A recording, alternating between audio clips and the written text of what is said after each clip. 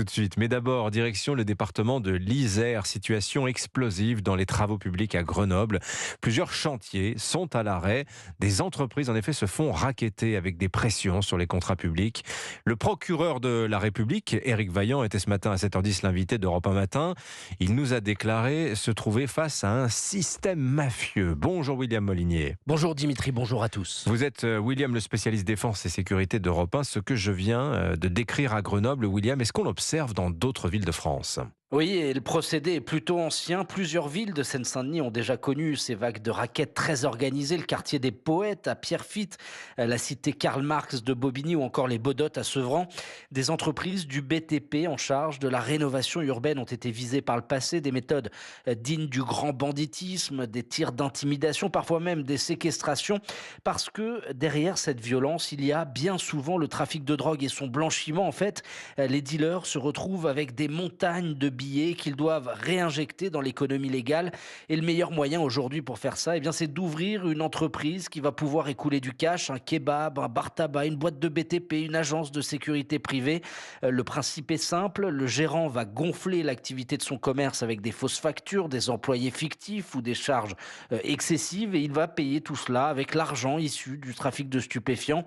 En clair, le billet du stup passe par la caisse du commerce avant d'en ressortir propre.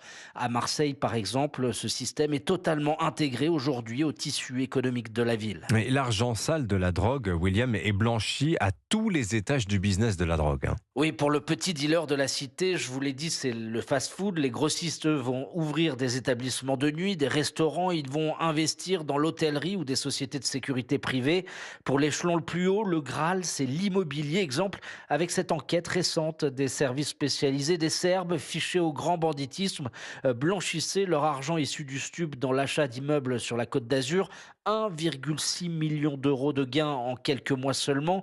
Et pour monter l'opération, ils ont corrompu une policière en poste à Monaco et une juriste employée à la mairie de Cannes. 9 suspects ont été arrêtés et incarcérés. Alors William, vous nous dites qu'après des années de laxisme, le ton est en train de se durcir du côté des autorités. Oui, on peut le dire, c'est courageux de la part du procureur de Grenoble de parler de système mafieux pour décrire le racket sur les chantiers dans sa ville. En France, on parle habituellement de criminalité organisée.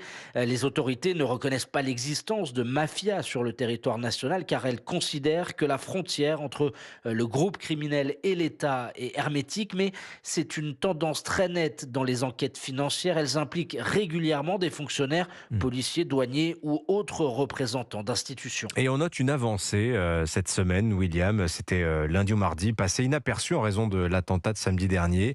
Les députés ont décidé de renforcer la loi. Effectivement, l'Assemblée nationale a voté en première lecture un texte très important, vote favorable à l'unanimité. C'est l'obligation désormais de saisir et de confisquer les avoirs criminels. Avant, c'était à l'appréciation du juge. Ça devrait donc être systématisé, mais il reste encore beaucoup à faire, comme par exemple créer un véritable statut pour les repentis, comme il en existe un en Italie, où le garde des Sceaux, Éric Dupond-Moretti, s'est d'ailleurs rendu au printemps dernier et il a promis une nouvelle proposition de loi d'ici à la fin de l'année. Signature du spécialiste sécurité-défense William Molinier et le procureur de Grenoble, Éric Vaillant, dont vous nous avez parlé, William. On le réentendra tout à l'heure dans le journal de 8h. Nous serons également sur le terrain avec Jean-Luc Boujon à Grenoble, au cœur de ces chantiers rackettés par les cités alentours. Il est 7h46 sur Europe 1.